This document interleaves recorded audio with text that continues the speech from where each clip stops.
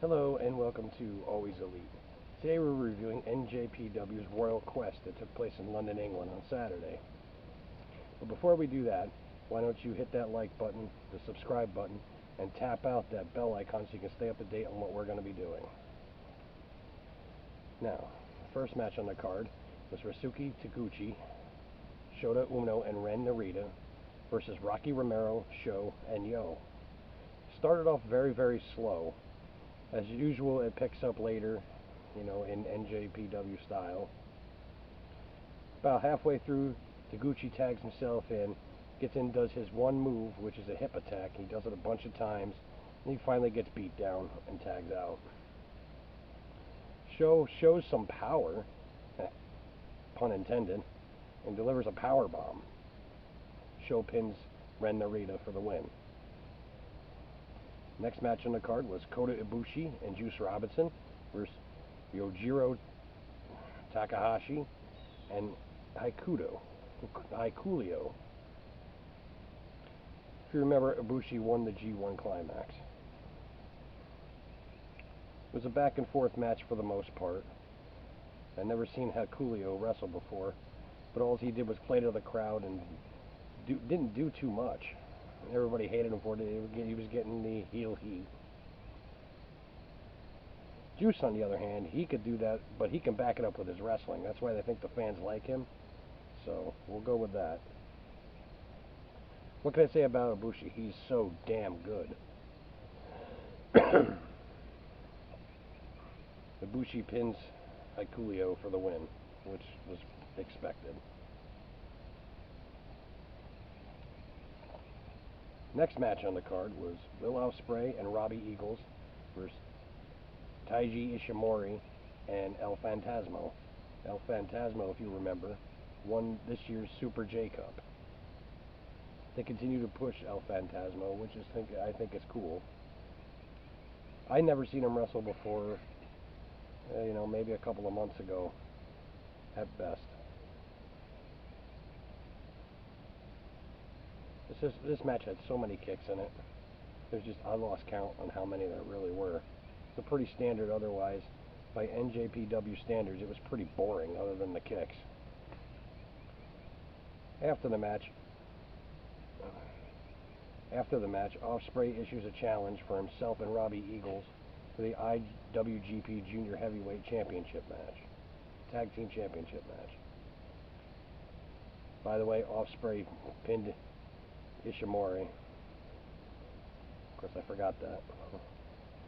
Next match was Tetsuya Naito and SANADA, LIJ, versus Jay White and Chase Owens of the Bullet Club.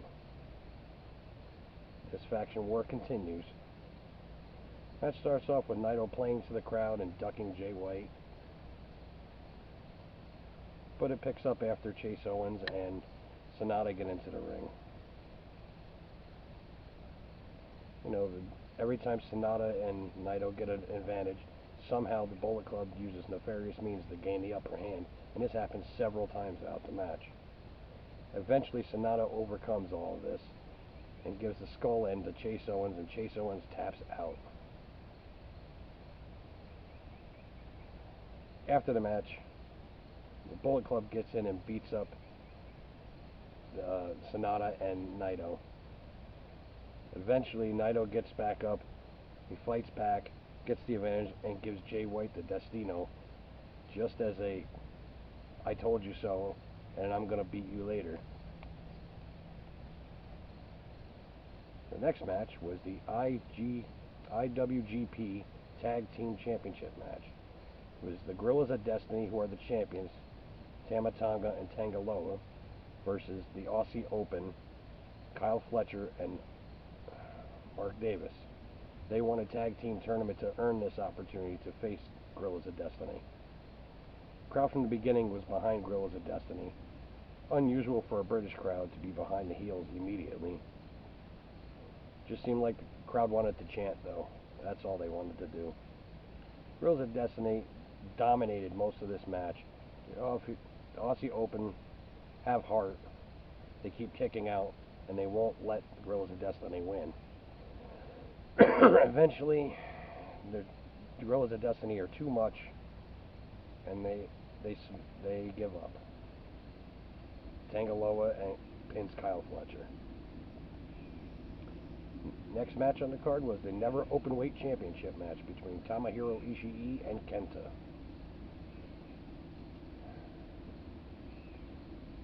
Kenta's a kicker. That's all you see him do for a lot of this match is kick, kick, kick, kick.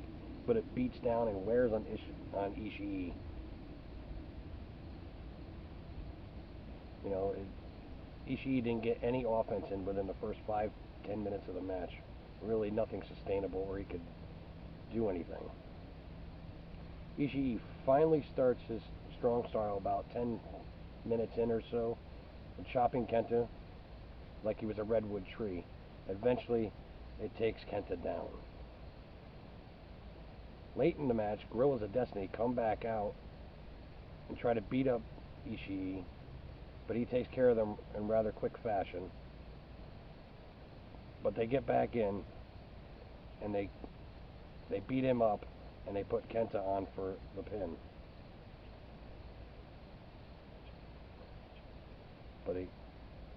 But I believe he kicked out there.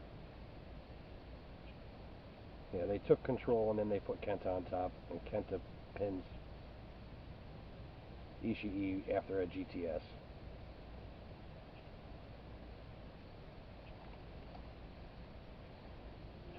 Tell you what, though, the New Japan Pro Wrestling really knows how to put up the ex-WWE guys.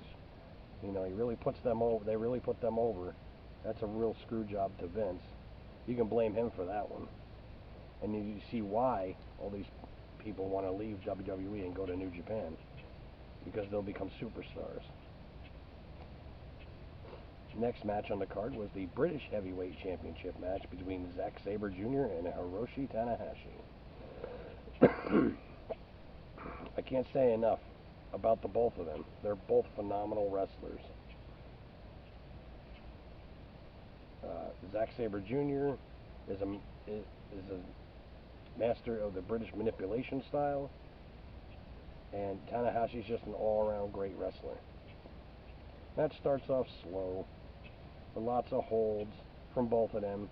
It's real slow. It seemed kind of boring, but you know, hey, even in the boring moments, Red Shoes got a chant from the crowd. Red Shoes was the referee.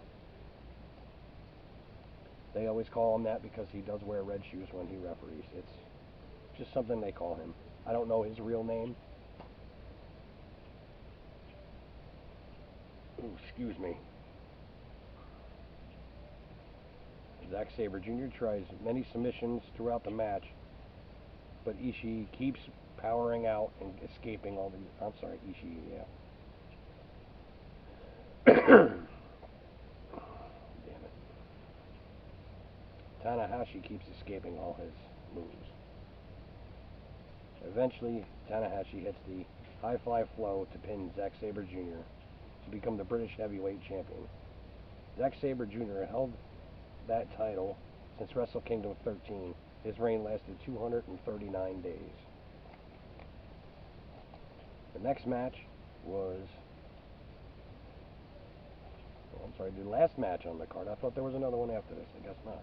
The last match on the card was the IWGP Heavyweight Championship match. It's Kazuchika Okada versus Minoru Suzuki.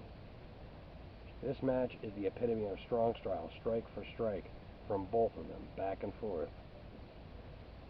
Suzuki took control about midway through, sticking with his hard-hitting, strong style. Every time Okada tried to mount a comeback, Okada, every time, okay, damn it, let's try this again. Every time Okada tries to mount a comeback, Suzuki goes back to his strong style and takes control. Okada finally gets control back with an air raid crash into the knee. Near the finish, Suzuki slaps and punches the hell out of Okada. Wow, the crowd turned on Okada at this point. They really wanted to see. They really wanted to see a Gotch pile driver from Suzuki. Eventually, Okada hits the Rainmaker and retains his title. Okada now has held the IWGP Heavyweight title for 145 days as of Royal Quest. Now, the next time we'll be with you is going to be at NJPW's Fighting Spirit on September 27th. It runs through the 29th. It is 3 days. Now, the next time I will be with you for AEW is when they go to TV on October 2nd. And they're going to have a weekly review of that. AEW's next pay-per-view is called Full Gear and is on November 9th out of Baltimore, Maryland. So until then, always be elite.